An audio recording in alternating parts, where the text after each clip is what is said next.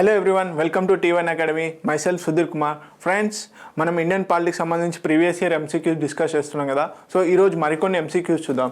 So first question ఏమంటున్నాడండి, ప్రధానమంత్రితో కూడి మొత్తం మంత్రుల సంఖ్య మొత్తం లోక్సభ సభ్యుల సంఖ్యలో 15% మించకుండా ఉండాలనే నిబంధనను తెచ్చిన రాజ్యాంగ సవరణ ఏది అని అడుగుతున్నాడు. ఓకే, ఒక రాజ్యాంగ సవరణ ద్వారా ఏంటంటే ఇష్టం ఉన్నట్టుగా మంత్రులను నియమించడం కాకుండా కౌన్సిల్ ఆఫ్ మినిస్టర్స్ కానీ క్యాబినెట్ మినిస్టర్స్ కానీ లోక్సభలోని మొత్తం సభ్యులకి 15% మాత్రమే ఉండాలన్న ఒక నిబంధనను తీసుకొచ్చారన్నమాట, ఇంక్లూడింగ్ ప్రైమ్ మినిస్టర్తో పాటుగా. సో ఆ సవరణ ఏది అని అడుగుతున్నాడు. సో ఫస్ట్ ఆప్షన్ వచ్చేసి 99th constitutional amendment act 2015, second option వచ్చేసి 42nd constitutional amendment act 1976, third వచ్చేసి 44th constitutional amendment act 1978, fourth option వచ్చేసి 91st కాన్స్టిట్యూషనల్ అమెండ్మెంట్ యాక్ట్ 2003. మనం ఆల్రెడీ ఈ క్వశ్చన్ గురించి డిస్కస్ చేసుకున్నాం, అంటే ఈ టాపిక్ గురించి. 91st constitutional amendment act is the correct answer. So fourth option is the correct answer. ఈ రాజ్యాంగ సవరణలో ఏం చేశారండి, మొత్తం అంటే మెయిన్గా కౌన్సిల్ ఆఫ్ మినిస్టర్స్ సెంట్రల్లో కానీ అలాగే స్టేట్లో కానీ 15% కంటే ఎక్కువ మించకూడదు. ఆ సభ యొక్క అంటే సెంట్రల్లో అయితే లోక్సభలోని సభ్యుల కంటే మొత్తంగా మించకూడదు, ఈ 15% కంటే మించకూడదు. అలాగే స్టేట్లో అయితే లెజిస్లేటివ్ అసెంబ్లీలోని ఉన్నటువంటి మొత్తం సభ్యుల కంటే 15% కంటే ఎక్కువ మించకూడదు అని చెప్పేసి ఈ 91st కాన్స్టిట్యూషనల్ అమెండ్మెంట్ యాక్ట్లో పొందుపరచడం జరిగిందన్నమాట. ఓకే, 91st కాన్స్టిట్యూషనల్ అమెండ్మెంట్ యాక్ట్లో వీటితో పాటుగా ఇంకేం అంటే మెయిన్గా 15% అనేది కాకుండా ఏం చేశారు, ఒకవేళ ఒక మెంబర్ ఆఫ్ పార్లమెంట్ కానీ ఒక ఎమ్మెల్యే కానీ తన పదవికి కనుక డిస్క్వాలిఫై అయితే తను మంత్రి పదవి చేయడానికి కూడా డిస్క్వాలిఫై అవుతాడని చెప్పేసి క్లియర్గా మెన్షన్ చేయడం జరిగింది.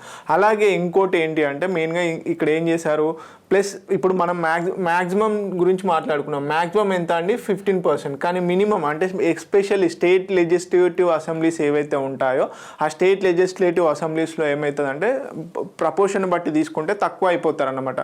సో అందుకని చెప్పేసి ఏం చేశారు, మెయిన్గా వచ్చేసి నాట్ లెస్ దెన్ ది 12%, అంటే 12 మెంబర్స్. అంటే ఒకవేళ తక్కువ లెజిస్లేటివ్ అసెంబ్లీ సీట్స్ కనుక ఉన్నటువంటి రాష్ట్రాల్లో ఖచ్చితంగా 12 మెంబర్స్ ఉండాలి అని మినిమం సీట్స్ కూడా పెట్టారనమాట. మ్యాక్సిమం మాత్రం 15 ఎక్సీడ్ అవ్వకూడదు, మినిమం కూడా వచ్చేసి 12 మెంబర్స్ ఇంక్లూడింగ్ చీఫ్ మినిస్టర్తో పాటు.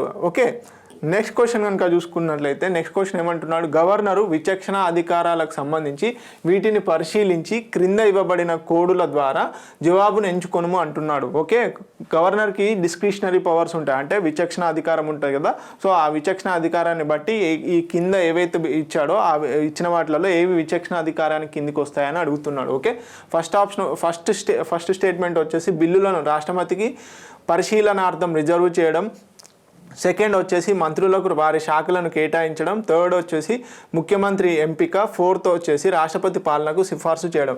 ఈ 4 స్టేట్మెంట్స్లలో ఏవైతే స్టేట్మెంట్స్ కరెక్ట్ ఉంటాయో దాన్ని బట్టి మనం ఇచ్చిన కింద కోడ్స్ను మనం సెలెక్ట్ చేయాలన్నమాట. బిల్లులను రాష్ట్రపతి పరిశీలనార్థం రిజర్వ్ చేయడం, మెయిన్గా వచ్చేసి గవర్నర్కు 2 రకాలైనటువంటి డిస్క్రిషనరీ పవర్స్ ఉంటాయి. ఒకటి వచ్చేసి రాజ్యాంగపరమైనటువంటి డిస్క్రిషనరీ పవర్స్, అంటే కాన్స్టిట్యూషనల్ బేస్డ్ డిస్క్రిషనరీ పవర్స్ అంటారు. నెక్స్ట్ వచ్చేసి సిచ్యువేషనల్, అంటే సమయం సందర్భానుసారాన్ని బట్టి సిచ్యువేషనల్గా డిస్క్రిషనరీ పవర్ అనేది యూజ్ చేస్తాడు. ఓకే, దాంట్లో భాగంగా మెయిన్గా వచ్చేసి బిల్లులను రాష్ట్రపతికి పరిశీలనార్థం రిజర్వ్ చేయడం. ఎస్ అండి, ఇది మెయిన్గా డిస్క్రిషనరీ పవర్ అవుతుంది. ఒకవేళ స్టేట్ అసెంబ్లీ కనుక ఏదైనా బిల్లు రాష్ట్రపతి గవర్నర్ యొక్క అనుమతి కోసం పంపించినట్లయితే ఆ గవర్నర్ ఏం చేస్తాడు, కొన్ని సందర్భాలలో రాష్ట్రపతికి ఏదైనా నేషనల్ ఇంపార్టెన్స్ ఉంది అనుకున్న సందర్భంలో కానీ దానికి సంబంధించి ఏం చేస్తాడు, రాష్ట్రపతికి రిఫర్ చేస్తాడు అన్నమాట. రాష్ట్రపతికి రిఫర్ చేయడం జరుగుతుంది. సో ఇది డిస్క్రిషనరీ పవర్. ఓకే, అలాగే మంత్రులకు వారికి శాఖలను కేటాయించడం, ఇది డిస్క్రిషనరీ పవర్ కాదండి. ఇది ఎందుకు డిస్క్రిషనరీ పవర్ కాదని నేను చెప్తా. ముఖ్యమంత్రి గవర్నర్చే ముఖ్యమంత్రి మరియు మంత్రిమండలి నియమించబడుతుంది. కానీ మంత్రులకు ఎవరెవరికి ఏ మంత్రివర్గం అనేది ఏ మంత్రికి ఏ శాఖ కేటాయించాలనేది మాత్రం ముఖ్యమంత్రి డిసైడ్ చేస్తాడు. ఓకే, బేస్డ్ అపాన్ ముఖ్యమంత్రి సజెషన్స్ పైనే ఆయా మంత్రులకు ఆయా శాఖలను కేటాయించడం జరుగుతుంది. సో ఇది డిస్క్రిషనరీ కాదు. ఓకే, ముఖ్యమంత్రి ఎంపిక అనేది ఇది యాక్చువల్గా కాన్స్టిట్యూషనల్లో లేదండి. ముఖ్యమంత్రి నియమిస్తాడు, కానీ ఎవరిని పడితే వాళ్ళని నియమించేందుకు ఉండదు. ఎందుకు అంటే దీంట్లో మెయిన్గా వచ్చేసి ఏంటి, majority party rule majority party ఏదైతే ఉందో ఆ మెజార్టీ పార్టీ నుంచి ఎన్నుకోబడిన వ్యక్తినే ముఖ్యమంత్రిగా చేసే ఛాన్సెస్ ఉంటాయి. ఒకవేళ లేని పక్షంలో డిస్క్రిషనరీ వెళ్తాయి, అంటే సిచ్యువేషనల్కి వెళ్తుంది, కానీ కాన్స్టిట్యూషన్ పరంగా లేదన్నమాట. సో ఈ రెండు స్టేట్మెంట్స్ కూడా తప్పే. తర్వాత రాష్ట్రపతి పాలనకు సిఫార్సు చేయడం, ఎస్ అండి, ఇది డిస్క్రిషనరీ పవర్ కిందకి వస్తుంది. ఆర్టికల్ 356 ప్రకారం ఒకవేళ డిస్క్రిషనరీ పవర్స్ ఉపయోగించి రాష్ట్రపతి పాలన విధించవచ్చు అని చెప్పేసి రాష్ట్రపతికి కనుక సిఫార్సు చేశాడు అనుకోండి. సో ఆ విధంగా అనమాట. సో దీన్ని బట్టి ఏంటి, ఓన్లీ ఫస్ట్ అండ్ ఫోర్త్ మాత్రమే కరెక్ట్, మిగతా రెండు స్టేట్మెంట్స్ కూడా తప్పు ఉన్నాయి. సో దీన్ని బట్టి ఏం చేద్దాము, ఫస్ట్ ఆప్షన్లో ఏమంటున్నాడు, ఫస్ట్ సెకండ్ ఫోర్త్ సరైనవి, థర్డ్ వచ్చేసి తప్పు అంటున్నాడు. కానీ ఇక్కడ రెండు కూడా తప్పే ఉన్నాయి, సెకండ్ అండ్ థర్డ్. సో అలాగే సెకండ్ ఆప్షన్లో ఏముంది, ఫస్ట్ అండ్ ఫోర్త్ సరైనవి, అలాగే 2 and 3 తప్పు అంటున్నాడు. So okay, second option is the correct answer. మిగతావి కూడా చూద్దాం, మిగతావి. థర్డ్ వచ్చేసి ఏమంటున్నాడు, థర్డ్ అండ్ ఫోర్త్ కరెక్ట్, 1, 2 తప్పు అంటున్నాడు. ఫోర్త్ వచ్చేసి 1, 2, 1, 3, 4 కరెక్ట్, సెకండ్ తప్పు అంటున్నాడు. మనకు ఆల్రెడీ ఆన్సర్ వచ్చేసింది ఏంటి, second answer, second option is the correct answer. Okay. So గవర్నర్కి మెయిన్గా ఇందాక చెప్పాను కదా, గవర్నర్కి మెయిన్గా కాన్స్టిట్యూషనల్ బేస్డ్గా ఉంటాయి, సిచ్యువేషనల్ బేస్డ్గా డిస్క్రిషనరీ పవర్స్ అనేవి ఉంటాయి. కాన్స్టిట్యూషనల్ బేస్డ్గా వచ్చేసి మెయిన్గా ప్రెసిడెంట్కి బిల్లుని, ఏదైనా రాష్ట్రానికి సంబంధించిన బిల్లుని ప్రెసిడెంట్ ఆమోదం కోసం అని చెప్పేసి రిజర్వ్ చేయడము, లేకపోతే ప్రెసిడెంట్ రూల్ని ఇంపోజ్ చేయమని చెప్పేసి మెయిన్గా ఏదైనా యూనియన్ టెరిటరీ కానీ ఎక్స్ట్రా ఏదైనా రాష్ట్రానికి సంబంధించి అడిషనల్గా ఇన్ఛార్జెస్ ఇచ్చినప్పుడు కానీ, అడ్మినిస్ట్రేట్ ఆఫ్ యూనియన్ టెరిటరీగా అడిషనల్ ఛార్జెస్ తీసుకున్నప్పుడు కానీ దానికి సంబంధించి డిస్క్రిషనరీ ఉంటుంది. అలాగే అస్సాం, మేఘాలయ, త్రిపుర, మిజోరాం ఏవైతే 6th షెడ్యూల్లో ఉన్నటువంటి స్టేట్స్ ఉంటాయో, ఇక్కడ ఏమవుతుంది అంటే మెయిన్గా అటానమస్ కౌన్సిల్స్ ఉంటాయి కదా, ఆ అటానమస్ కౌన్సిల్కి సంబంధించి ఆయా రాష్ట్రాల ప్రభుత్వాలను ఏమని ఆదేశిస్తాడు అంటే, మెయిన్గా మినరల్ ఎక్స్ప్లోరేషన్కు సంబంధించినటువంటి మినరల్ ఎక్స్ప్లోరేషన్ జరుగుతాయి కదా, సో దానికి తగ్గ అమౌంట్ని ఈ అడ్మినిస్ట్రేటివ్ కౌన్సిల్స్కి ఇవ్వమని చెప్పేసి ఆదేశిస్తాడనమాట. ఓకే. అలాగే chief minister seek information, any టైంలోనైనా కానీ ఇన్ఫర్మేషన్ అంటే చీఫ్ మినిస్టర్ నుంచి ఇన్ఫర్మేషన్ రాబట్టుకోవచ్చు అని చెప్పేసి కూడా డిస్క్రిషనరీ పవర్ కిందకి వస్తుంది. ఇది ఒకటి చాలా ఇంపార్టెంట్. ఏది, మేఘాలయ, త్రిపుర, మిజోరాం ఉంది కదండి, అస్సాంలో ఉన్నటువంటి స్టేట్స్లలో మినరల్ ఎక్స్ప్లోరేషన్కి సంబంధించి ఆయా డిస్టిక్ అటానమస్ కౌన్సిల్స్కి ఆ ప్రభుత్వం కొంత అమౌంట్ని, అంటే రాయల్టీని ఇవ్వమని చెప్పేసి ఆదేశించే ఛాన్సెస్ గవర్నర్కి ఉంటాయన్నమాట. ఇది కాన్స్టిట్యూషనలీ డిస్క్రిషనరీ. ఓకే. అలాగే సిచ్యువేషనల్, అంటే ఒకవేళ స్టేట్లో ఏదైనా ఒక పార్టీ మెజార్టీ లేదు, సో చీఫ్ మినిస్టర్ని ఎన్నుకునే పొజిషన్లో లేని సందర్భంలో ఏమవుతుందంటే గవర్నర్ తనకి ఇష్టం ఉన్న వ్యక్తిని చీఫ్ మినిస్టర్గా ఎన్నుకునే ఛాన్సెస్ ఉంటాయి అన్నమాట. ఏది మెజార్టీ లేని పక్షంలో ఏదో ఒక పార్టీని ఆహ్వానించి ఆ పార్టీకి సంబంధించిన లీడర్ని చీఫ్ మినిస్టర్గా ప్రకటించి మెజార్టీ నిరూపించుకోమని చెప్తాడనమాట అసెంబ్లీలో. అది డిస్క్రిషనరీ కిందకి వస్తుంది. అలాగే inability to prove confidence state legislative assembly, ఏదైనా మంత్రివర్గం ఒకవేళ మెజార్టీ లేదని ప్రూవ్ అయిందనుకో, ఆటోమేటిక్గా ఆ మంత్రివర్గాన్ని రద్దు చేసే ఛాన్సెస్ కూడా ఉంటాయి. అలాగే అసెంబ్లీని కూడా లెజిస్లేటివ్ అసెంబ్లీలో డిసాల్వ్ చేసే ఛాన్సెస్ కూడా ఉంటాయి ఒకవేళ మెజార్టీ అనేది లాస్ అవుతాయి. అదర్ సిచ్యువేషన్స్ అనేవి చాలా ఉంటాయి. సో సెల్ఫ్ ఎక్స్ప్లెనేటరీ అండి, చదువుకోండి. ఓకే. నెక్స్ట్ క్వశ్చన్ కనుక చూసుకున్నట్లయితే, కింద పేర్కొనిన తీర్పులో ఒక రాష్ట్రంలో విధించిన రాష్ట్రపతి పాలన పట్ల న్యాయ సమీక్ష జరపవచ్చని మొట్టమొదటిగా సుప్రీంకోర్టు పేర్కొన్నది. అంటే మెయిన్గా ఏదైతే రాష్ట్రపతి పాలన విధిస్తాడో స్టేట్లో, ఆ రాష్ట్రపతి పాలనకు సంబంధించి న్యాయ సమీక్ష అధికారం కూడా చేయవచ్చు అని చెప్పేసి ఫస్ట్ టైం ఒక కేసులో సుప్రీంకోర్టు పేర్కొనడం జరిగిందన్నమాట తన జడ్జిమెంట్లో. సో అది ఏ కేసు అని అడుగుతున్నాడు. ఫస్ట్ ఆప్షన్ వచ్చేసి Rameshwar Prasad versus union of India. Second option వచ్చేసి state of Rajasthan versus union of India. Third option వచ్చేసి Sunderlal Patwa versus union of India. Fourth option వచ్చేసి SR Bommai versus union of India. ఏ కేసు అండి, ఆల్రెడీ దీని గురించి మనం డిస్కస్ కూడా చేసుకోవడం జరిగింది. SR Bommai versus union of India ఏదైతే ఉందో fourth option is the correct answer. ఈ కేసులో సుప్రీంకోర్టు ఏమని చెప్తారంటే, ఒకవేళ అంటే ప్రెసిడెంట్ రూల్ ఇంపోజ్ చేసినాక స్టేట్ అసెంబ్లీకి సంబంధించి సస్పెండ్ మాత్రమే చేయగలుగుతాడు. అలా సస్పెండ్ చేసినటువంటి స్టేట్ అసెంబ్లీ కూడా ఏమవుతుంది అంటే, మెయిన్గా వచ్చేసి ఒకవేళ పార్లమెంట్ కనుక ఆ ప్రెసిడెంట్ రూల్కి సంబంధించి వితిన్ 2 monthsలో కనుక ప్రెసిడెంట్ రూల్ని ఆ బిల్లును పాస్ చేయకపోతే, పార్లమెంట్ కనుక ఆ బిల్లును పాస్ చేయకపోతే ఆటోమేటిక్గా స్టేట్ అనేది స్టేట్ లెజిస్లేటివ్ అనేది మళ్ళీ రినోవేట్ అవుతుందని చెప్పేసి చెప్తుండు.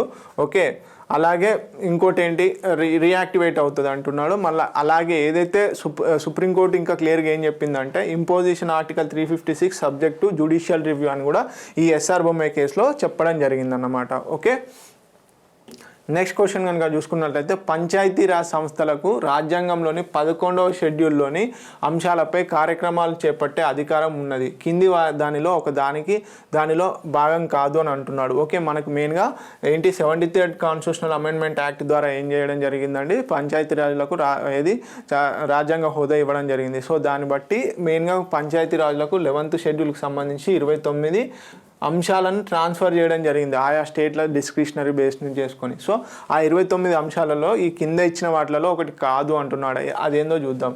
ఫస్ట్ ఆప్షన్ వచ్చేసి టెక్నికల్ ట్రైనింగ్ మరియు వొకేషనల్ విద్య అంటున్నాడు. సెకండ్ ఆప్షన్ వచ్చేసి చిన్న నీటిపారుదల, నీటి వనరులపై అజమాయిషీ ప్లస్ అలాగే వాటర్ షెడ్ అభివృద్ధి అంటున్నాడు. థర్డ్ ఆప్షన్ వచ్చేసి సాంప్రదాయేతర ఇంధన వనరులు అంటున్నాడు. ఫోర్త్ వచ్చేసి అగ్నిమాపక సేవలు అంటున్నాడు. ఏదండి మెయిన్గా ఫోర్త్ ఆప్షన్ ఇది అనేది అగ్నిమాపక సేవలు అనేది లేదండి. So fourth option is the correct answer. మిగతా 3 కూడా స్టేట్కి ఏది పంచాయతీలకు సంబంధించి పొందుపరిచినటువంటి 11th షెడ్యూల్లోని అంశాల్లో ఉందన్నమాట. 29 అంశాలు ఏవైతే ఉన్నాయో ఆ 29 అంశాల్లో మిగతా 3 ఉన్నాయన్నమాట. ఒకసారి కనుక చూసుకున్నట్లయితే మనం ఇక్కడ చూడొచ్చు మెయిన్గా మైనర్ ఇరిగేషన్, వాటర్ మేనేజ్మెంట్, అలాగే అండ్ వాటర్ షెడ్ డెవలప్మెంట్కి సంబంధించి కానీ, నాన్ కన్వెన్షనల్ ఎనర్జీ సోర్సెస్కి సంబంధించి కానీ, technical training and vocational education సంబంధించి కూడా మనకి ఆ 11th షెడ్యూల్లో ఈ 29 అంశాలు అనేవి పెట్టడం జరిగింది. సో ఈ 29 అంశాలు అనేవి చాలా important. So try to remember. Next question కనుక చూసుకున్నట్లయితే మున్సిపాలిటీ భౌగోళిక ప్రాంతాన్ని నోటిఫై చేసే అధికారం ఎవరికి కలదు అంటున్నాడు. ఓకే, ఏది మున్సిపాలిటీకి సంబంధించిన ఏరియాని నోటిఫై చేసేది అధికారం ఎవరికి ఉంది అంటున్నాడు. ఓకే, ఫిజికల్గా ఫస్ట్ ఆప్షన్ వచ్చేసి ఎన్నికల కమిషన్, సెకండ్ ఆప్షన్ వచ్చేసి ముఖ్యమంత్రి, థర్డ్ ఆప్షన్ వచ్చేసి గవర్నర్, ఫోర్త్ ఆప్షన్ వచ్చేసి పట్టణాభివృద్ధి శాఖ మంత్రి. ఎవరండి మెయిన్గా ఈ ఏదైతే మున్సిపాలిటీని నోటిఫై చేయాలంటే ఇది మున్సిపల్ ఏరియాగా గుర్తించడానికి అని చెప్పేసి నోటిఫై చేసే అధికారం ఎవరికి ఉంటుందండి, governor. Okay, third option is the correct answer.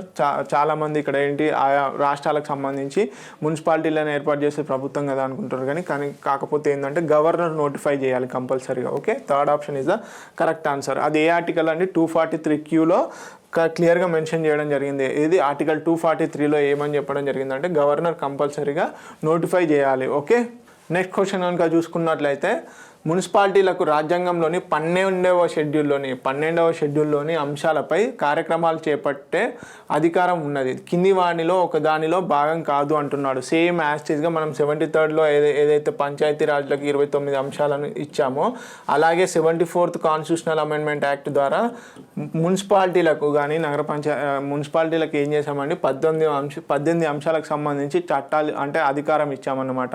So అవన్నీ కూడా 12th షెడ్యూల్లో పొందుపరచడం జరిగింది 18 అంశాలు. సో దానిలో భాగంగా కింద ఇచ్చినటువంటి ఒక అంశము ఈ 12వ షెడ్యూల్లోకి రాదు అంటున్నాడు. సో చూడండి ఎంత ఇంపార్టెంటో. ఖచ్చితంగా ఒక ఎగ్జామ్లో ఐదర్ 73rd కాన్స్టిట్యూషనల్ అమెండ్మెంట్ అయినా పంచాయతీరాజ్ వ్యవస్థకైనా మున్సిపాలిటీకి సంబంధించి అయినా ఖచ్చితంగా క్వశ్చన్ వస్తుంది. ఎందుకు అంటే అవి మెయిన్గా గ్రౌండ్ లెవెల్లో అంటే థర్డ్ టైర్ గవర్నెన్స్ అంటారు చూసారా, దానికి సంబంధించినవి అన్నమాట. సో వికేంద్రీకరణ అనేది చాలా మటుకు జరిగింది కాబట్టి అవి చాలా ఇంపార్టెంట్.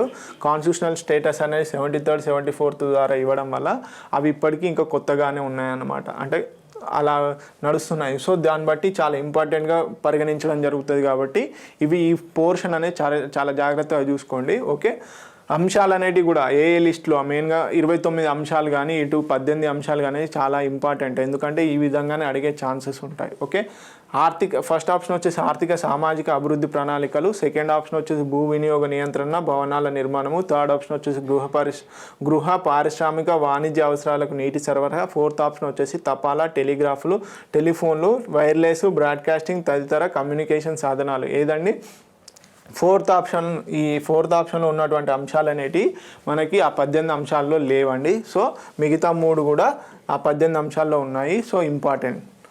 సో దానికి సంబంధించినటువంటి లిస్టు 18 అంశాలకు సంబంధించినటువంటి list. So please note down and కేర్ఫుల్గా చదవండి, ఎందుకంటే చాలా ఇంపార్టెంట్. నెక్స్ట్ క్వశ్చన్ కనుక చూసుకున్నట్లయితే నెక్స్ట్ క్వశ్చన్ ఏమంటున్నాడు, ఎన్నికల సంఘం విధులకు సంబంధించి వీటిని పరిశీలించి క్రింద ఇవ్వబడిన కోడుల ద్వారా జవాబును ఎంచుకొనుము అంటున్నాడు. Okay, election commission of India ఉంది అండి మనకు పార్ట్ 15లో ఆర్టికల్ 324 నుంచి ఆర్టికల్ 329 వరకు ఉన్నటువంటి ఆర్టికల్స్ అన్ని ఎలక్షన్ కమిషన్ ఆఫ్ ఇండియా గురించే డీల్ చేస్తాయి అన్నమాట. ఓకే, దాని రూల్స్ కానీ ఎలక్షన్ కమిషన్లో ఎంతమంది ఉంటారు, పార్లమెంటుకు చేయాల్సిన చట్టాలన్నిటి అంటే ఎలక్షన్స్కి సంబంధించినటువంటి అధికారం పార్లమెంట్కి ఏ వరకు ఉంటుంది అని చెప్పేసి అన్ని ఆర్టికల్స్ కూడా ఆర్టికల్ 324 నుంచి 329 పార్ట్ 15లో పొందుపరచడం జరిగింది. ఓకే, సో దానిలో భాగంగా ఎలక్షన్ కమిషన్ ఆఫ్ ఇండియాకు సంబంధించిన విధులు ఏవైతే ఉంటాయో ఆ విధులకు సంబంధించి అడుగుతున్నాడు. ఓకే, ఫస్ట్ ఏమంటున్నాడు, ఎలక్టోరల్ రూల్స్ను రూపొందించడం, సెకండ్ ఆప్షన్ వచ్చేసి రాష్ట్రపతి ఉపరాష్ట్ర పదవులకు ఎన్నికలు నిర్వహించడం, థర్డ్ ఆప్షన్ వచ్చేసి Lok Sabha speaker Rajya Sabha deputy chairman పదవులకు ఎన్నికలు నిర్వహించడం, ఫోర్త్ ఆప్షన్ వచ్చేసి పార్లమెంటు రాష్ట్ర శాసనాలకు ఎన్నికలు నిర్వహించడం. సో దీంట్లో ఏ స్టేట్మెంట్స్ కరెక్టో అవి తీసి మిగతా కోడ్స్ని బట్టి అంటే మనకి ఇచ్చిన ఆప్షన్స్ని బట్టి కరెక్ట్ ఆన్సర్ తెలుసుకోవాలన్నమాట. ఓకే, ఇప్పుడు ఎలక్టోరల్ రూల్ ఫస్ట్ ఆప్షన్ కనుక చూసుకున్నట్లయితే ఎలక్టోరల్ రూల్స్ను రూపొందించడం. అవునండి, ఎలక్టోరల్ రూల్స్ ఏవైతే ఉంటాయో మెయిన్గా ఏది పార్లమెంటు లేదా రాష్ట్ర శాసనసభలకు ఉన్నటువంటి ఎన్నికలకు ఏదైతే ఉంటుందో వీటికి సంబంధించిన ఎలక్టోరల్ రూల్స్ని కానీ అలాగే రాష్ట్రపతి ఉపరాష్ట్రపతి పదవులకు సంబంధించిన ఎలక్టోరల్ రూల్స్ కానీ రూపొందిస్తాయన్నమాట. So second option second statement ఏమంటున్నాడు, రాష్ట్రపతి ఉపరాష్ట్రపతి పదవులకు ఎన్నికలు నిర్వహించడం అండి. ఎస్ అండి, ఖచ్చితంగా ఎలక్షన్ కమిషన్ ఆఫ్ ఇండియా రాష్ట్రపతి ఉపరాష్ట్రపతి ఎన్నికలకు సంబంధించినటువంటి పూర్తి అధికారాలు ఉన్నాయి. తర్వాత Lok Sabha speaker Rajya Sabha deputy chairman పదవులు ఎన్నికలు నిర్వహించడం రాంగ్ అండి. మెయిన్గా ఎలక్షన్ కమిషన్ ఆఫ్ ఇండియాకు మెయిన్గా ఇది ఇవ్వలేదన్నమాట. ఓకే, తర్వాత పార్లమెంటు రాష్ట్ర శాసనసభలకు ఎన్నికలు నిర్వహించడం. అవునండి, పార్లమెంటుకు అలాగే రాష్ట్ర శాసనసభలకు ఎప్పుడు ప్రతి 5 సంవత్సరాలకు ఒకసారి జరిగే సాధారణ ఎన్నికలు కానీ బై ఎలక్షన్స్కి సంబంధించి చేసే ఎన్నికలు ఏదైనా కూడా ఎలక్షన్ కమిషన్ ఆఫ్ ఇండియానే చేస్తుంది. సో దీన్ని బట్టి 1, 2, 4 స్టేట్మెంట్స్ మాత్రమే కరెక్ట్, థర్డ్ స్టేట్మెంట్ అనేది రాంగ్. సో దీన్ని బట్టి ఏమవుతుంది, మనం ఒకసారి కోడ్స్ కనుక చూసుకున్నట్లయితే ఫస్ట్ స్టేట్మెంట్లో ఏమంటున్నాడు, ఫస్ట్, సెకండ్, ఫోర్త్ సరైనవి, థర్డ్ వన్ తప్పు అంటున్నాడు. తర్వాత సెకండ్ స్టేట్మెంట్లో ఏమంటున్నాడు, సెకండ్, థర్డ్, ఫోర్త్ సరైనవి, ఫస్ట్ స్టేట్మెంట్ తప్పు అంటున్నాడు. థర్డ్ ఆప్షన్లో ఏమంటున్నాడు, ఫస్ట్, సెకండ్, థర్డ్ సరైనవి, ఫోర్త్ తప్పు అంటున్నాడు. ఫోర్త్ ఆప్షన్లో ఏమంటున్నాడు, ఫస్ట్, థర్డ్, ఫోర్త్ సరైనవి, సెకండ్ రాంగ్ అంటున్నాడు. సో ఇప్పుడు ఏంటి మనకు 1, 2, 4 అనేది కరెక్ట్, థర్డ్ స్టేట్మెంట్ అనేది wrong. So first option is the correct answer. Okay, first option అనేది కరెక్ట్. ఓకే, మనకి ఆల్రెడీ ఇందాక చెప్పుకున్నట్టుగా ఏంటి election commission of India part 15లో ఉంటుంది. పార్ట్ 15కి సంబంధించి మొత్తం ఎలక్షన్ కమిషన్ ఆఫ్ ఇండియాకి సంబంధించి ఉంటాయి. ప్లస్ దాంట్లో ఆర్టికల్ 324 నుంచి 329 వరకు ఇచ్చినటువంటి మ్యాటర్స్. సో ఇక్కడ ఏమంటున్నారు, article 325లో no person to be ineligible for inclusion in or to claim be included in special electoral grounds అంటున్నాడు. On religion, race, caste. Okay, వీటి పరంగా ఉందన్నమాట. సో ఎలక్టోరల్ రోల్స్ అనేవి మెయిన్గా ఎలక్షన్ కమిషన్ ఆఫ్ ఇండియా, అలాగే elections the people of the legislative అసెంబ్లీస్కు సంబంధించి మెయిన్గా కూడా ఎలక్షన్ కమిషన్ ఆఫ్ ఇండియానే చేయాలి. సో ఇవన్నీ కూడా మెయిన్గా ఎలక్షన్ కమిషన్కి సంబంధించినటువంటి రూల్స్ అండ్ ఆర్టికల్స్. ఓకే, ఇవి ఏ ఫంక్షన్స్ చేస్తుంది మెయిన్గా. ఓకే, అలాగే మెయిన్గా ఇంకేంటి ఎలక్షన్ ఏదైతే పార్టీస్ ఉంటాయో పొలిటికల్ పార్టీస్కి సింబల్స్ అలొకేట్ చేయడం కానీ ఇవన్నీ కూడా నోటిఫికేషన్ ఎలక్షన్స్కి సంబంధించిన నోటిఫికేషన్స్ ఇష్యూ చేయడం కూడా ఎలక్షన్ కమిషన్ ఆఫ్ ఇండియానే చేస్తుంది. సో ఇదంతా సెల్ఫ్ ఎక్స్ప్లెనేటరీ. నెక్స్ట్ క్వశ్చన్ కనుక చూసుకున్నట్లయితే ఎన్నికల సంఘం అంటున్నాడు. ఎన్నికల సంఘం దేనికి సంబంధించింది అంటున్నాడు, ఒక ప్రాతినిధ్య సంస్థన, సెకండ్ ఆప్షన్ వచ్చేసి ఒక చట్టబద్ధమైన సంస్థన, థర్డ్ ఆప్షన్ వచ్చేసి ఒక శాశ్వత కేంద్ర ప్రభుత్వ సంస్థన, ఫోర్త్ ఆప్షన్ వచ్చేసి ఒక స్వతంత్ర ప్రతిపత్తి గల రాజ్యాంగబద్ధ సంస్థన. ఏంటండి, మనం ఆల్రెడీ ఇందాకే చూసుకున్నాం ఆర్టికల్ 324లో ఏమని చెప్పడం జరిగింది, ఎలక్షన్ కమిషన్ ఆఫ్ ఇండియా అంటే మెయిన్గా రాజ్యాంగబద్ధ సంస్థ. So fourth option is the correct answer. Okay, fourth option is the correct. Independent body అండి, ఎవరి ఏ మినిస్ట్రీ కింద కూడా ఉండదు, చాలా జాగ్రత్త. స్వతంత్ర ప్రతిపత్తి గల అంటే మెయిన్గా ఏ డిపార్ట్మెంట్ కింద కానీ అదే సపరేట్గా ఉంటుంది, ఏ డిపార్ట్మెంట్ కింద కానీ ఏ మినిస్ట్రీ కింద ఉండదు. అలాగే రాజ్యాంగబద్ధ సంస్థ. ఓకే, కాన్స్టిట్యూషన్లో పేర్కొనడం జరిగింది కాబట్టి రాజ్యాంగబద్ధ సంస్థ. మెయిన్గా ఇక్కడ చూడండి, చట్టబద్ధ సంస్థకి రాజ్యాంగబద్ధ సంస్థకి ఏంటంటే పార్లమెంట్ ఒక చట్టం ద్వారా కనుక ఏర్పాటు చేసినటువంటి సంస్థని చట్టబద్ధ సంస్థ అంటారు. ఆల్రెడీ కాన్స్టిట్యూషన్లో ఆ బాడీ గురించి మెన్షన్ చేస్తే అది రాజ్యాంగబద్ధ సంస్థ అవుతుంది. ఓకే, నెక్స్ట్ క్వశ్చన్ కనుక చూసుకున్నట్లయితే మ్యాచ్ ద ఫాలోయింగ్ ఇచ్చాడు. ప్రముఖ కేసులు వాటి విషయములకు సంబంధించి లిస్టు 1 లిస్టు 2లలోని అంశాలతో జతపరచుము. జవాబును క్రింద ఇవ్వబడిన కోడుల ద్వారా ఎంచుకోనుము అంటున్నాడు. మ్యాచ్ ద ఫాలోయింగ్ ఇచ్చాడు. ఒక పక్క ఫేమస్ కేసెస్ ఇచ్చాడు. ఆ ఫేమస్ కేసెస్ దేనికి సంబంధించిన అడుగుతున్నాడు. సో దీన్ని బట్టి కోడ్స్ అనేటివి వస్తాయి. AK Gopalan versus state of Madras, తర్వాత Maneka Gandhi versus union of India, C వచ్చేసి SR Bommai versus union of India, Indira Sawhney versus union of India. అటు వచ్చేసి మ్యాటర్ ఇచ్చాడు. మ్యాటర్ ఏమేమి ఇచ్చాడు? రిజర్వేషన్లు ఇచ్చాడు, వ్యక్తిగత స్వేచ్ఛ ఇచ్చాడు, ప్రివెంటివ్ డిటెన్షన్ ప్లస్ రాష్ట్రాలలో రాష్ట్రపతి పాలన. అంటే ఈ మెయిన్గా ఈ కేసెస్కి ఆ విషయాలపై అంటే ఆ ఇష్యూస్ పైన ఈ విషయాలపైన కేసెస్ ఫైల్ అయినాయి అన్నమాట. సో దానికి సంబంధించిన తీర్పులు కూడా వచ్చాయి. సో దాంట్లో భాగంగా ఏంటి? AK Gopalan versus state of Madras దేనికి సంబంధించిందండి? ప్రివెంటివ్ డిటెన్షనా, రిజర్వేషన్సా, వ్యక్తిగత స్వేచ్ఛనా, ప్రివెంటివ్ డిటెన్షనా, రాష్ట్రపతి పాలన. So Maneka Gandhi case versus union of India అందరికీ బాగా తెలుసు. ఇదేంటి అండి? మేనకా గాంధీకి సంబంధించి వ్యక్తిగత స్వేచ్ఛ. ఓకే, అలాగే ఒకవేళ అంటే ఇక్కడ ఎలిమినేషన్ ట్రిక్ కనుక యూజ్ చేసుకున్నట్లయితే B2 అనేది నాకు బాగా తెలుసు, అంటే మిగతా అన్నీ తెలుసు. కాకపోతే నేను ఇప్పుడు మీకు ఎలిమినేషన్ ట్రిక్ ఏ విధంగా వాడాలి ఎగ్జామ్లోనే చూపిస్తున్నా. ఇప్పుడు B2 అనేది నాకు తెలుసు. సో B2 మీకు కూడా తెలుసు, అదొక్కటే తెలుసు ఇప్పుడు ఇచ్చిన ఆప్షన్లో. సో B2 అనేది దేంతో మ్యాచ్ అవుతుందో చూసుకోవాలి. ఫస్ట్ దాంట్లో B1 తర్వాత B2 B3 వస్తుంది. సెకండ్ ఆప్షన్లో మాత్రమే మ్యాచ్ అవుతుంది. సో ఇది 100% అక్యురసీ. కాకపోతే మిగతాయి కూడా ఒకసారి మ్యాచ్ చేసి చూద్దాము. So SR Bommai versus union of India, రాష్ట్రపతి పాలన, రిజర్వేషన్సా, ప్రివెంటివ్ డిటెన్షనా ఏంటి? అలాగే Indira Sawhney versus union of India దేనికి సంబంధించింది? మెయిన్గా రిజర్వేషన్స్. సో రిజర్వేషన్స్ చూసుకున్నాం. SR Bommai versus union of India వచ్చేసి మనకి రాష్ట్రపతి పాలన అండి, రాష్ట్రపతి పాలనకు సంబంధించింది. అలాగే AK Gopalan versus state of Madras వచ్చేసి preventive detention. Okay, A3 B2 C4 D1. So only B మాత్రమే మ్యాచ్ అవుతుంది. So second option is the correct answer. So ఈ విధంగా ఎలిమినేషన్ ట్రిక్ అనేది యూజ్ చేయాలి. అందరికీ తెలుసు ఇందిరా సహాని అనేది చాలా ఫేమస్ కేసు.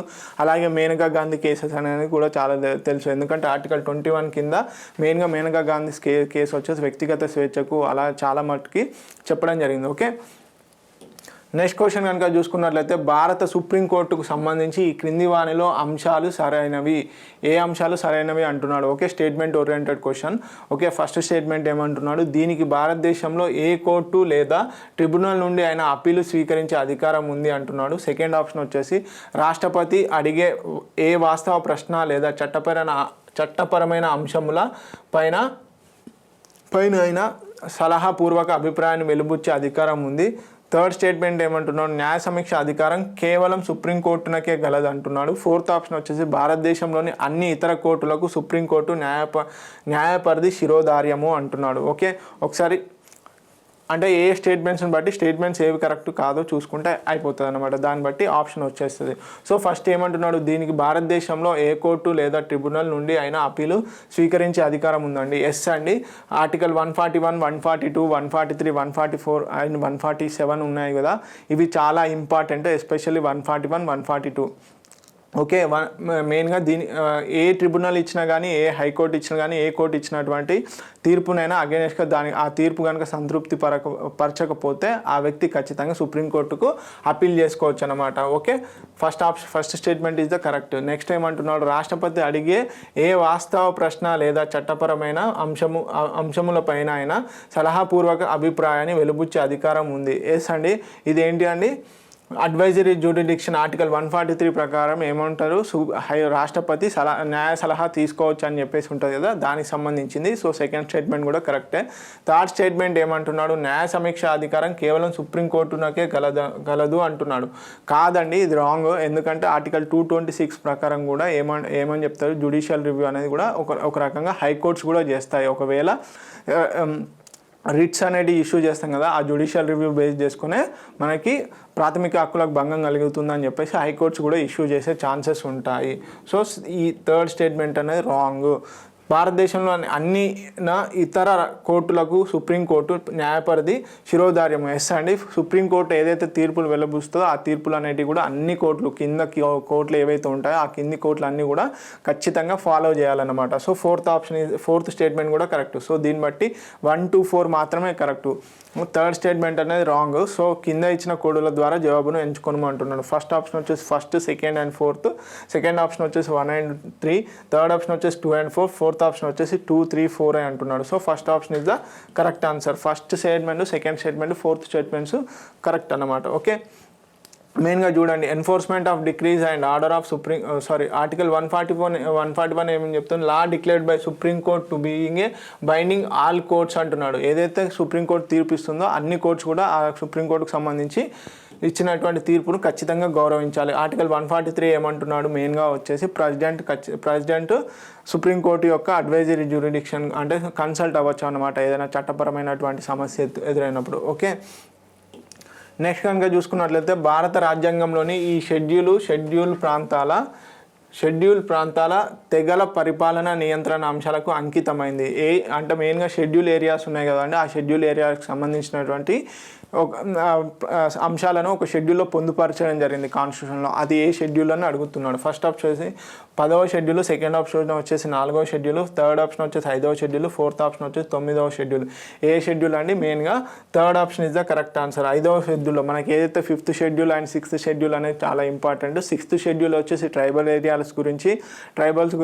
ఏరియాస్ గురించి డీల్ చేస్తే, మెయిన్గా 5th షెడ్యూల్ వచ్చేసి షెడ్యూల్డ్ ఏరియాస్ గురించి, ఓకే, షెడ్యూల్ ఏరియాస్ గురించి డీల్ చేస్తా అనమాట. ఓకే, సో దానికి సంబంధించి పార్ట్ 10లో ఉన్నటువంటి ఆర్టికల్ 244, 244A మెయిన్గా 5th షెడ్యూల్లో ఉన్నటువంటి సంబంధించినటువంటి ట్రైబల్ ఏరియాస్ గురించి ఏదైతే షెడ్యూల్డ్ ఏరియాస్ ఉన్నాయో వాటికి సంబంధించింది అనమాట మెయిన్గా. సో ట్రైబల్ అడ్వైజరీ కౌన్సిల్ అనేది ఈ స్టేట్స్లలో ఏర్పాటు చేయడం జరుగుతుంది. దానికి సంబంధించినటువంటి పూర్తి డీటెయిల్స్ అనేది ప్రీవియస్ క్లాసెస్లో డిస్కస్ చేయడం జరిగింది.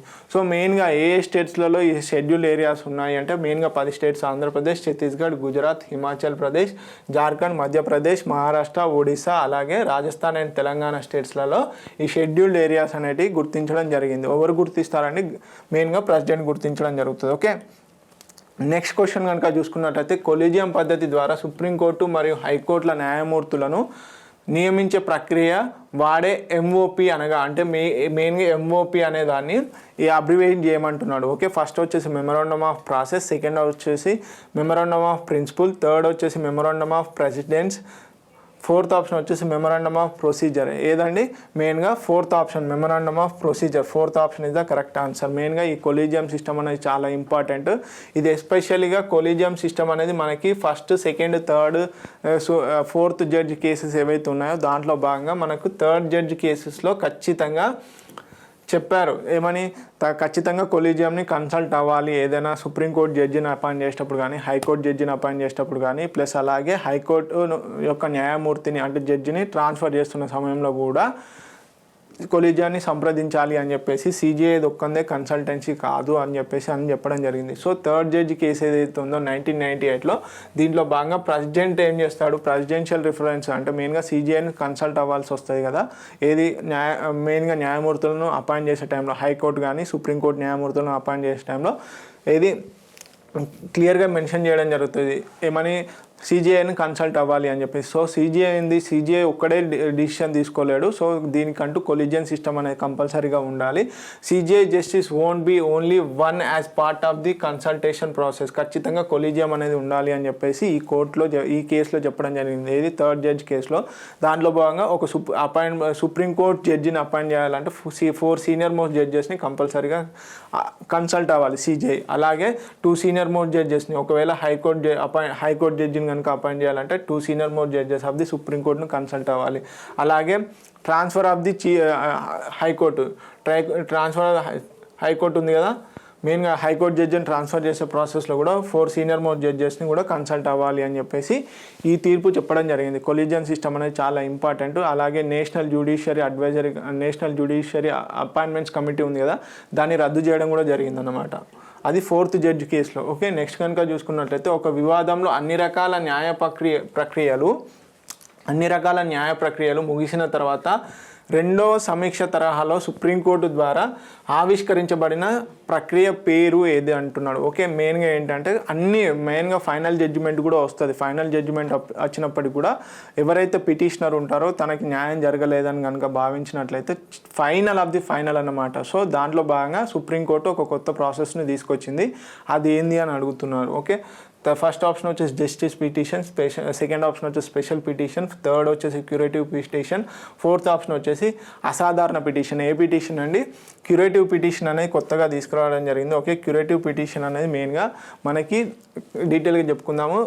దానికంటే ముందు స్పెషల్ లీవ్ పిటిషన్ ఆర్టికల్ 136 ఏదైతే ఉందో ఆర్టికల్ 136 ప్రకారము సుప్రీంకోర్టు ఏదైనా జడ్జిమెంట్కి సంబంధించి హైకోర్టు కానీ అలాగే ట్రిబ్యునల్స్ ఇచ్చినటువంటి జడ్జిమెంట్స్కి సంబంధించి కూడా అప్పీలేట్ చేసుకోవచ్చు. దానికి సంబంధించి స్పెషల్ లీవ్ పిటిషన్ అనేది చేసుకోవచ్చు అని చెప్పేసి చెప్పడం జరిగింది.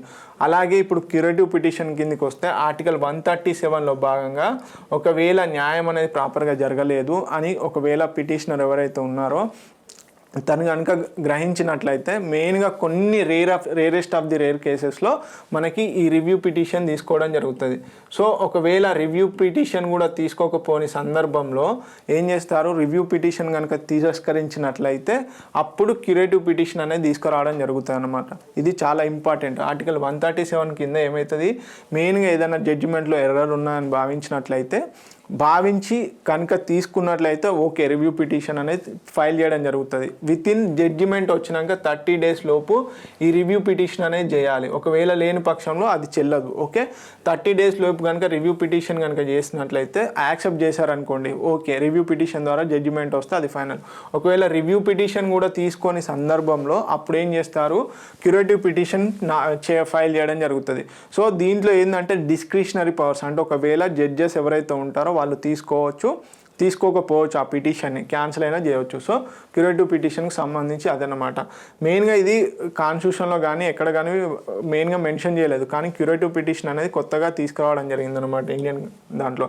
ఎస్పెషల్లీ మెయిన్గా అశోక్ హుర్రా వర్సెస్ అశోక్ హుర్రా ఏదైతే ఉందో, రూపా అశోక్ హుర్రా వర్సెస్ అశోక్ హుర్రా కేసెస్లో ఫస్ట్ టైంగా ఈ రివ్యూ పిటిషన్ తీసుకోవడం వల్ల క్యూరేటివ్ పిటిషన్ అనేది ఫైల్ చేయడం జరిగిందనమాట. ఓకే, మెయిన్గా ఎందుకు దీని ఆబ్జెక్టివ్ ఏంటంటే avoid the miscarriage of justice, prevent abuse process ఏదైతే ఉందో దాంట్లో భాగంగా. అంటే రివ్యూ పిటిషన్ అనేది మనకు ఆర్టికల్ 137 దగ్గర తీసుకొని పక్షంలో ఖచ్చితంగా అక్కడ ఎర్రర్ ఉంది అని అనుకున్నట్లయితే మాత్రమే ఈ క్యూరేటివ్ పిటిషన్ అనేది తీసుకోవడం జరుగుతుంది అనమాట. మెయిన్గా దానికి సంబంధించి ఏంది, క్యూరేటివ్ పిటిషన్లో ఆఫ్టర్ రివ్యూ ఒకవేళ రివ్యూ పిటిషన్ కనుక రిజెక్ట్ చేస్తే సందర్భం తర్వాతనే ఈ క్యూరేటివ్ పిటిషన్ అనేది తీసుకుంటారు.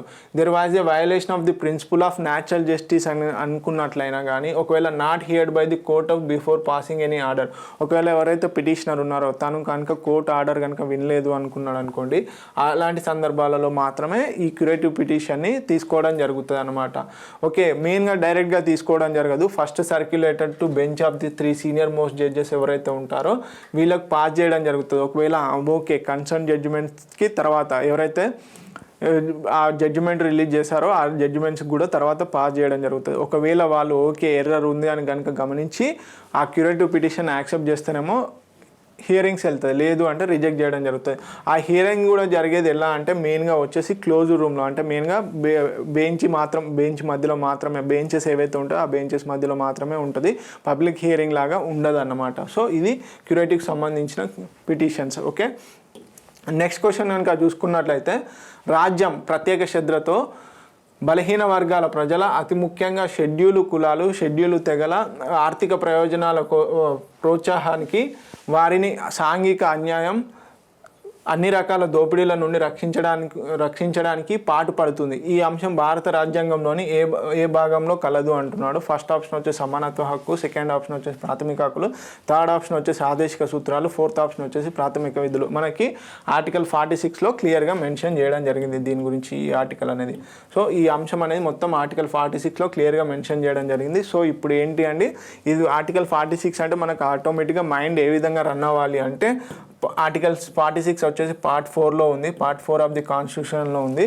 అలాగే పార్ట్ 4లో ఏమొస్తాయి, 36 నుంచి 51 వరకు ఏదైతే ఆర్టికల్స్ ఉన్నాయో ఈ 36 నుంచి 51 వరకు ఉన్నటువంటి ఆర్టికల్స్ అన్ని కూడా direct to principle state policies. Okay, third option is the correct answer. ఆదేశిక సూత్రాల్లో అంటే మెయిన్గా ఈ బలహీన వర్గాలు ఏవైతే ఉంటాయో షెడ్యూల్ క్యాస్ట్ కానీ షెడ్యూల్ ట్రైబ్స్లో మెయిన్గా వీళ్ళు ఏంటంటే వీళ్ళకు విద్య కానీ అలాగే ఆర్థిక పరంగా ప్రయోజనాలు చేకూరే విధంగా ప్రభుత్వం దోహదపడాలి అని చెప్పేసి ఇది డైరెక్ట్ చేస్తుంది ఈ ఆర్టికల్. ఓకే, నెక్స్ట్ క్వశ్చన్ కనుక చూసుకున్నట్లయితే లోక్సభతో ఆమోదించబడిన రాజ్యాంగం ఏదైతే 124 సవరణ బిల్లు 2014 ఈ క్రింది వానిలో దేనిని ప్రవేశపెట్టాలని ఉద్దేశించినది. మెయిన్గా 120 రాజ్యాంగ సవరణ బిల్లు ఏదైతే ఉందో 122 రాజ్యాంగ సవరణ బిల్లు ఏదైతే ఉందో అది కింద ఇచ్చినటువంటి ఏ అంశానికి సంబంధించిందని అడుగుతున్నాడు. ఫస్ట్ ఆప్షన్ వచ్చేసి హైదరాబాద్ కర్ణాటక ప్రాంతాల్లో అభివృద్ధి కార్యక్రమాలు చేపట్టడానికి కర్ణాటక గవర్నర్కు అధికారాలు ఇవ్వడం.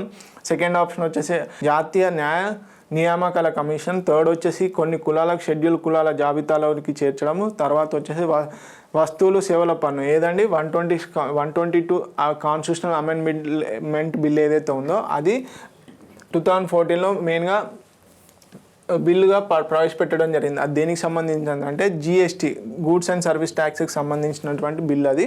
Okay, 122 constitutional amendment act bill అనేది 101 కాన్స్టిట్యూషనల్ అమెండ్మెంట్ యాక్ట్గా రూపొందడం జరిగింది. ఓకే, నెక్స్ట్ క్వశ్చన్ కనుక చూసుకున్నట్లయితే ఈ కమిషన్ల స్థాయికి సంబంధించి వీటిని గమనించి కోర్ట్స్ ద్వారా జవాబును ఎంచుకొనుము అంటున్నాడు. ఓకే, కింద కమిషన్స్ ఇచ్చాడు, వాటికి ఉన్నటువంటి న్యాయబద్ధ అంటే చట్టబద్ధమైన సంస్థన లేకపోతే రాజ్యాంగబద్ధ సంస్థన అని చెప్పేసి అంటున్నాడు. ఓకే, ఫస్ట్ స్టేట్మెంట్ వచ్చేసి జాతీయ షెడ్యూల్ కమిషన్ ఏదైతే ఉందో national commission for schedule caste ఏదైతే ఉందో అదొక చట్టబద్ధ సంస్థ అంటున్నాడు.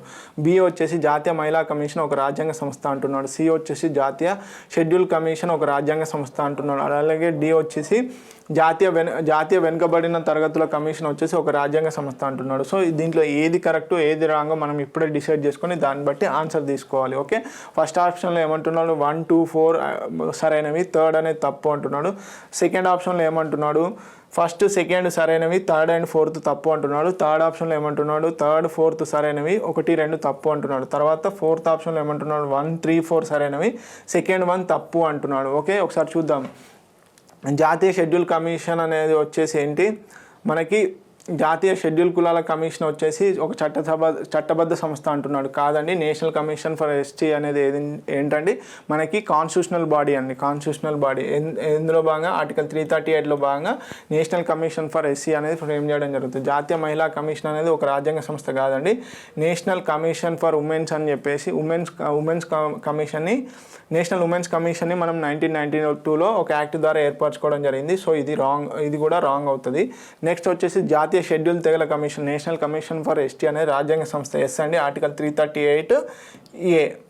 ఓకే, తర్వాత వచ్చేసి జాతీయ వెనుకబడిన తరగతుల కమిషన్ ఒక రాజ్యాంగ సంస్థ అంటున్నాడు. ఆర్టికల్ 338B ప్రకారం ఇది కూడా కాన్స్టిట్యూషనలే. ఓకే, సో దీన్ని బట్టి ఏమేమి ఫస్ట్ 2 స్టేట్మెంట్స్ రాంగ్, తర్వాత సి అండ్ డి మాత్రమే కరెక్ట్. దీన్ని బట్టి ఏంటి third option is the correct answer. Third and fourth correct, 1 and 2 తప్పు. Okay, third option is the correct answer. Okay, next question కనుక చూసుకున్నట్లయితే ఇన్ఫర్మేషన్ టెక్నాలజీ చట్టం 2000లోని ప్రకరణ ఆర్టికల్ 66 అంటే మెయిన్గా ఈ ఇన్ఫర్మేషన్ టెక్నాలజీ యాక్ట్ 2000లో మెయిన్గా ప్రకరణ అంటే సెక్షన్ అని కూడా అనొచ్చు. Article 66A supreme court Shreya Ghoshal versus union of India కేసులో ఈ క్రింది ప్రాథమిక హక్కుకు భంగం వాటిల్లేదిగా ఉందని కొట్టివేసింది. ఏంటి అండి ఫస్ట్ వచ్చేసి సమాచార హక్కు, సెకండ్ వచ్చేసి భావ ప్రకటన స్వాతంత్రం, థర్డ్ వచ్చేసి ఏ వృత్తినైనా వ్యాపారాన్నైనా చేసుకునే స్వాతంత్రం, ఫోర్త్ ఆప్షన్ వచ్చేసి విద్యా హక్కు. ఇది చాలా ఫేమస్ కేసు అండి. మెయిన్గా Shreya Ghoshal versus union of ఇండియాకి సంబంధించినటువంటి కేసులో ఈ ఇన్ఫర్మేషన్ టెక్నాలజీ యాక్ట్ ఏదైతే ఉందో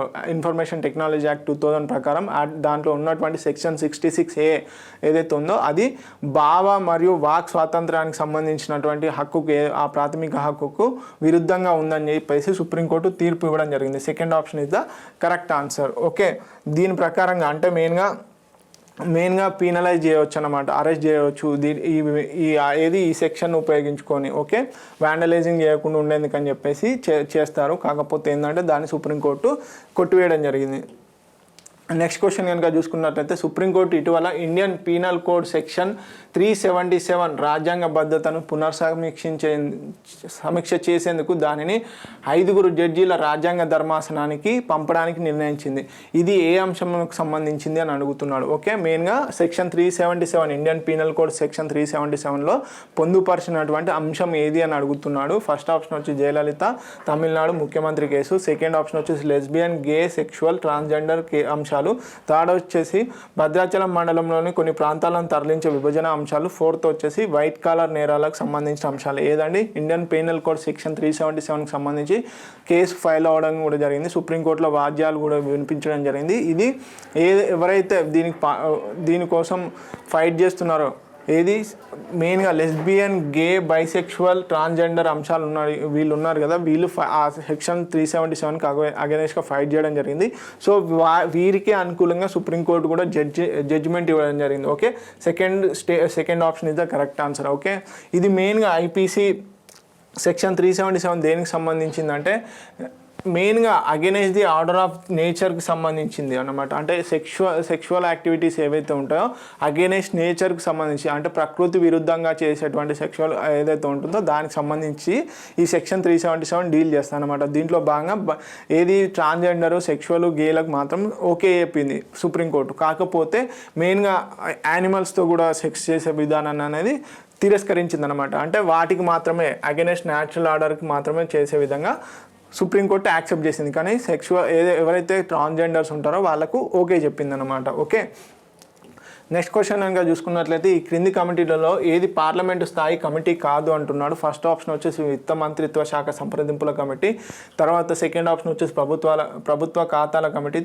థర్డ్ ఆప్షన్ వచ్చేసి అంచనాల కమిటీ, ఫోర్త్ వచ్చేసి ప్రభుత్వ రంగ సంస్థల కమిటీ. ఏదండి మనందరికీ తెలుసు స్టాండింగ్ కమిటీస్ ప్లస్ అలాగే అడ్హాక్ కమిటీస్ అనేటివి 2 ఉంటాయి. సో స్టాండింగ్ కమిటీస్లో భాగంగా మనకి మొత్తంగా పబ్లిక్ అకౌంట్స్ కమిటీ అని, ఎథిక్స్ కమిటీ అని ఇలా చాలా కమిటీస్ ఉంటాయి. దీంట్లో భాగంగా ఈ 3 కమిటీస్ కూడా పార్లమెంటరీ స్థాయి కమిటీలు అన్నమాట. కానీ విత్త మంత్రిత్వ శాఖ సంప్రదింపుల కమిటీ ఏదైతే ఉందో ఇది పార్లమెంట్ స్థాయి కమిటీ కాదు. So first option is the correct answer. Okay, ఇవి మెయిన్గా వచ్చేసి 2 kinds, మెయిన్గా అడ్హాక్ కమిటీస్ అలాగే మనకి స్టాండింగ్ కమిటీస్ అనేవి 2 ఉంటాయి. అడ్హాక్ కమిటీ అంటే టెంపరీ బేస్, స్టాండింగ్ కమిటీ అంటే పర్మనెంట్గా ఎవ్రీ ఇయర్ ఖచ్చితంగా ఆ కమిటీస్ని ఏర్పాటు చేస్తారనమాట. వీటికి సంబంధించి కాన్స్టిట్యూషన్లో ఉన్నటువంటి ఆర్టికల్ 118 ఏదైతే ఉందో 118 ఆర్టికల్ అనేది డీల్ చేస్తూ ఉంటుంది.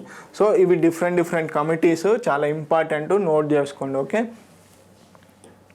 నెక్స్ట్ క్వశ్చన్ కనుక చూసుకున్నట్లయితే రాజ్యాంగంలోని ఏ ప్రకరణ అంటరానితనాన్ని నిషేధించింది అని అంటున్నాడు. ఓకే, అన్టచబిలిటీకి సంబంధించినటువంటి ఆర్టికల్ ఏది అంటున్నాడు. ఫస్ట్ ఆప్షన్ వచ్చేసి ఆర్టికల్ 20, సెకండ్ ఆప్షన్ వచ్చేసి ఆర్టికల్ 17, థర్డ్ ఆప్షన్ వచ్చేసి ఆర్టికల్ 19, ఫోర్త్ ఆప్షన్ వచ్చేసి ఆర్టికల్ 18. మనకి రైట్ టు ఈక్వాలిటీ అనేది ఆర్టికల్ 14 నుంచి ఆర్టికల్ 18 వరకు డీల్ చేస్తుంది కదా.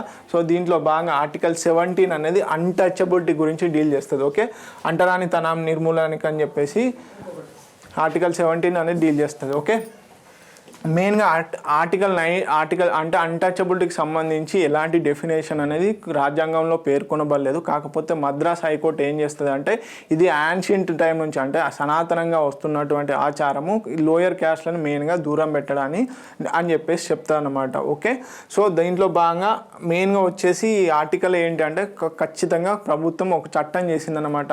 ఏంటి, అన్టచబిలిటీ అఫెన్సెస్ యాక్ట్ 1955, అంటే ప్రేరేపించకుండా ఉండేందుకు ఎవరైనా ఈ అన్టచబిలిటీని కనుక ప్రోత్సహించినా కానీ అన్టచబిలిటీని ఫాలో అయినా కానీ ఈ చట్టం కింద శిక్షించడం జరుగుతుందన్నమాట. సో దీన్ని మళ్ళీ ఏం చేశారు, the protection of civil liberties act 1976 ద్వారా మళ్ళీ కొత్తగా రూపొందించడం జరిగిందనమాట. ఓకే, ఇప్పుడు ఏంటి, protection of civil liberties act 1976 కింద ఈ అన్టచబిలిటీని అనేది నిర్మూలించడం జరుగుతుంది. ఓకే, సో ఇదండి ఇండియన్ పాలిటిక్స్ సంబంధించినటువంటి ప్రీవియస్ ఇయర్ ఎంసీక్యూ. సో ఇలానే ఇంపార్టెంట్ పాయింట్స్ అనేది క్లియర్గా చెప్పడం జరుగుతుంది ప్రతి క్వశ్చన్కి సంబంధించినవి.